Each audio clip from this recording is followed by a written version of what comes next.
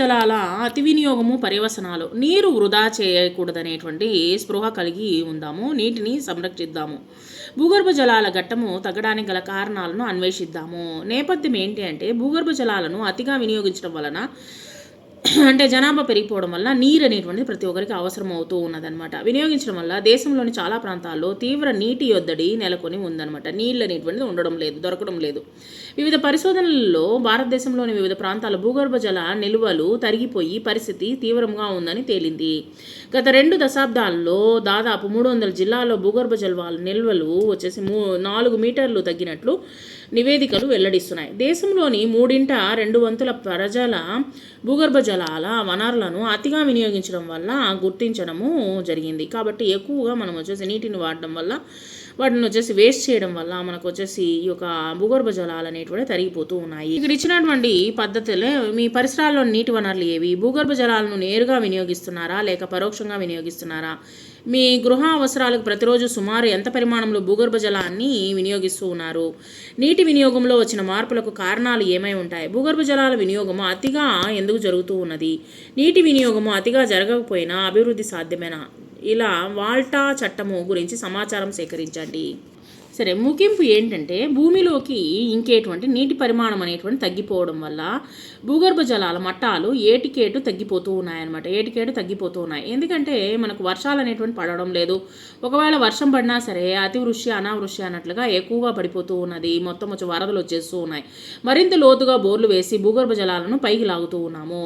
అయితే ఇంత శ్రమించి నీళ్లు పొందుతున్నామా అంటే సంగతిని మర్చి నీటిని దుర్వినియోగము అనేటువంటిది చేస్తూ ఉన్నాం అనమాట. దాన్ని వేస్ట్ చేస్తూ ఉన్నాం. తాగడానికి వాడేటువంటి నీటిని టాయిలెట్లకు, మొక్కలకు వాడేస్తే వృధా చేస్తూ ఉన్నాము. వాడిన అటువంటి నీటిని పునర్వినియోగం చేసే పద్ధతులు ఏవి మనము పాటించడం లేదు. ఒకసారి వాడిన నీరంతా మురికి కాలువల్లోకి చేరి పూర్తిగా పనికి రాకుండా పోతూ ఉంది.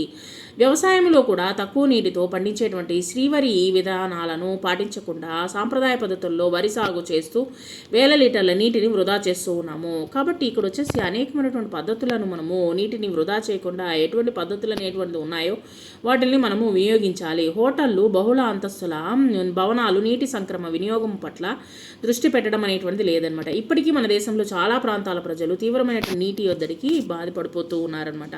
అంటే చాలా ఇబ్బందులు పడుతూ ఉన్నారు. భూగర్భ జలాలను కాపాడుకుంటూ జలమట్టాలు పెంచుకోవడానికి రాలేటువంటి ప్రతి వాన చినుకును భద్రంగా దాచుకోవాలి.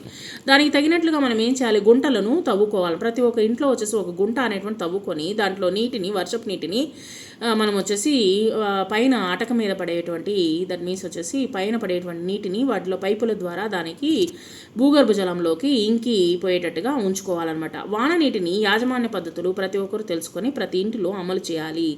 మీ సర్వే ఆధారంగా భూగర్భ జలాలు తగ్గడానికి కారణాలను పట్టిక రూపంలో రాయండి. తర్వాత నీటి బాధ్యత భూగర్భ జలాల పరిమాణము పెంచడానికి పాటించాల్సిన పద్ధతులను తెలియచేయండి. మీ ప్రాంతము లేదా కాలనీ లేదా గ్రామంలో నీటిని మళ్ళీ వాడుకునేందుకు వీలుగా చేయడానికి ఎటువంటి చర్యలు తీసుకోవాలి? బోరుబావులు విపరీతంగా తవ్వుకుంటారపోతే ఏం జరుగుతుంది? భవిష్యత్తు ఎలా నష్టాలేమిటి? ఇక్కడ మనకు చెప్తున్నారు, పండగలు, పెళ్లిళ్ళు మొదలైన శుభకార్యాల సందర్భంలో వాడిపాడేసినటువంటి ప్లేట్లు, గ్లాసులు విపరీతంగా ఉపయోగిస్తూ ఉన్నాము. ఈ గ్లాసులో నీళ్లు తాగడానికి 5 నిమిషాల సమయం సరిపోతుంది. కానీ మనము 5 నిమిషాల పాటు వాడిపారేసినటువంటి గ్లాస్ వచ్చేసి ఏమైపోతుంది? నేలలో ఇంకిపోవడం వలన తర్వాత వందల సంవత్సరాల సమయము పడుతుందన్నమాట ఇంకిపోవడానికి వచ్చేసి ఆ యొక్క ప్లాస్టిక్ వాడకము. మనము అనాలోచితంగా చేసేటువంటి చిన్న పనే భూగోళాన్ని కాలుష్యంలో నింపుతూ ఉంది అనమాట. ఇలా వాడిపడేసినటువంటి ప్లాస్టిక్ వ్యర్థాలు భూమి